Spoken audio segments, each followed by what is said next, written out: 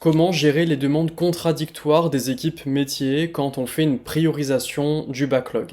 Alors je sais pas vous comment ça se passe pour prioriser vos backlogs, pour prioriser vos sujets, mais en général c'est jamais simple parce que les suggestions fusent dans tous les sens. On a les commerciaux qui veulent tel projet, le produit tel autre, le marketing tel autre, les développeurs qui veulent pas faire et qui veulent faire un sujet plus facile. Bon, ça part dans tous les sens. Comment être aligné en 10 minutes? Comment savoir le projet qui va marcher? Comment être visionnaire, sortir de la mêlée, savoir, ok, c'est là, c'est dans cette direction qu'il faut aller. C'est ce dont on va parler dans cette vidéo.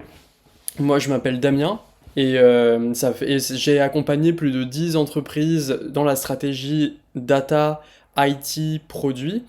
Voilà, j'aime bien dire que les gens me payent pour que je leur donne des ordres. Et en plus, ils en redemandent. Voilà, je les accompagne sur cette partie-là en les aidant à identifier les sujets rentables, les sujets qui vont marcher. Bah ouais, parce qu'en fait, quand on est dans une session de priorisation, enfin voilà, ça part dans tous les sens et on n'arrive pas. On a des objectifs ambitieux, des projets qui ont foiré, on n'a pas envie de répéter la chose. Comment on trouve les bons projets et surtout comment on fait pour que tout le monde soit d'accord? Le management, les utilisateurs finaux, les équipes métiers, tout le monde. Et en fait, pour résoudre le problème, ce qu'il faut comprendre tout simplement, c'est que, bah en fait, c'est pourquoi, de base, il y a ce problème. Et en fait, l'explication, elle était hyper intéressante, je l'ai trouvée dans la microéconomie.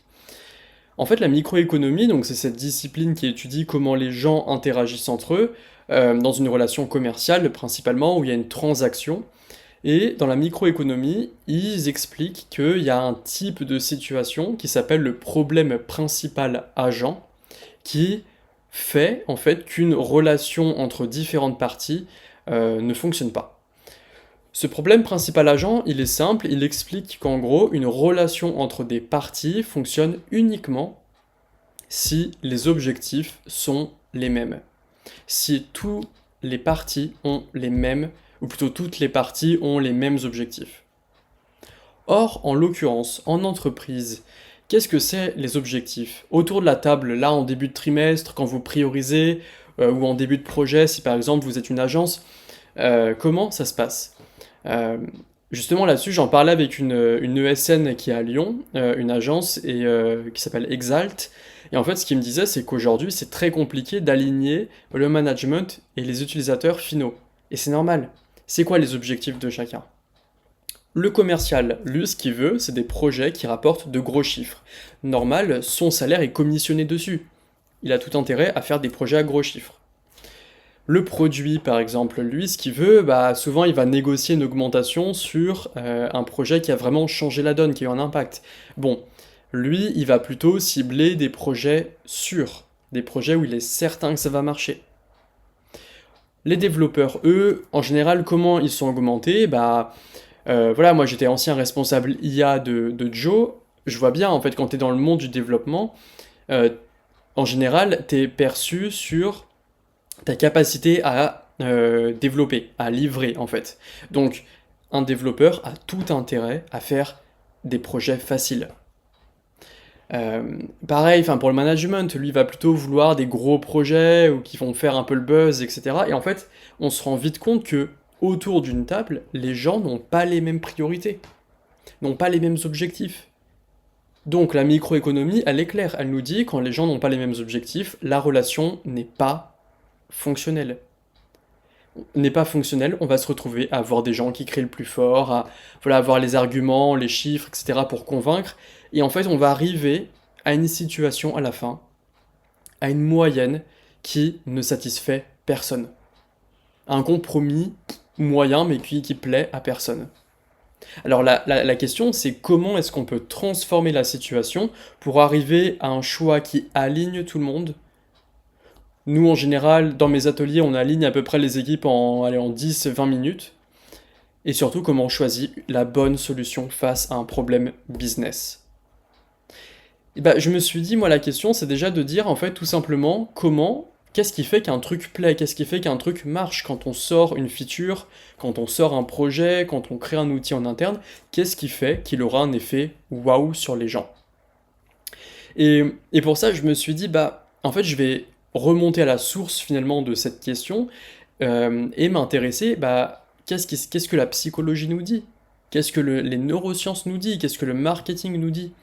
Et en fait, tous, ils nous disent la même chose, c'est que les gens sont attirés par la valeur, par des choses qui ont une valeur plus forte que d'autres.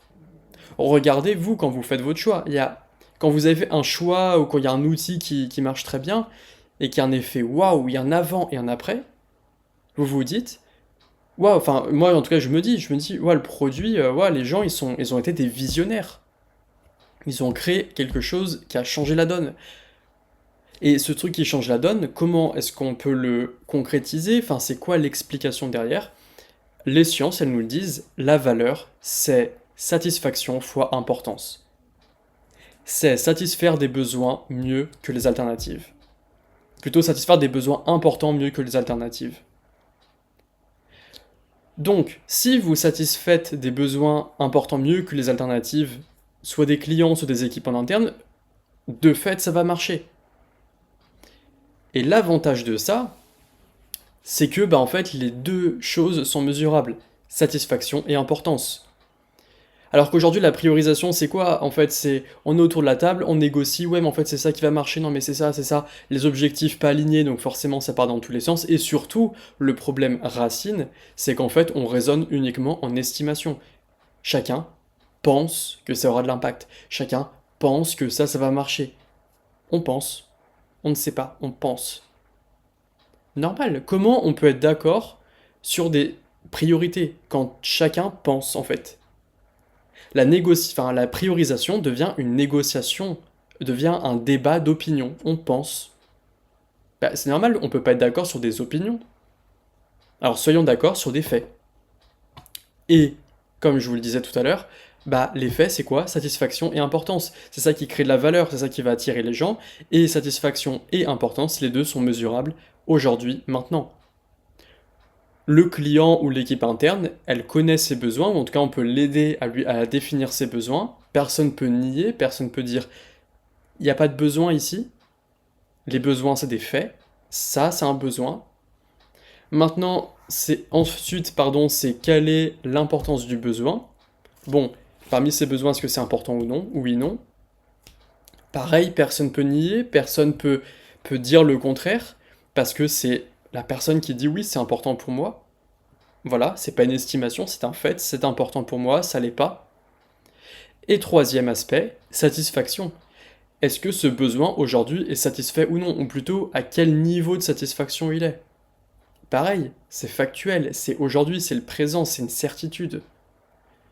Donc, l'approche de la priorisation par la valeur, c'est partir de choses qu'on connaît, de choses qu'on peut mesurer, et la priorisation devient mathématique. Quels sont les besoins des gens? Je les connais, je peux les connaître. Quelle est l'importance de chaque besoin? Je peux connaître aussi, je peux le mesurer. Et quelle est la satisfaction de chaque besoin? Ça, je peux connaître, je peux mesurer. La priorisation n'est plus une négociation, ça devient un protocole à suivre en fait, c'est mécanique. Et ça change tout. Ça aligne les gens parce que chacun sait que les choses vont marcher. On devient visionnaire, on aligne, on réunit les gens et tout coule de source.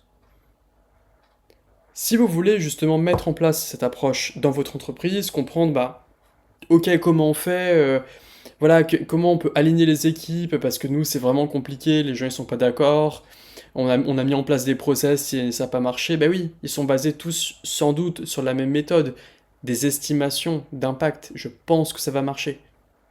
Pour aligner les gens, le mieux que j'ai trouvé, c'est littéralement de partir de certitude.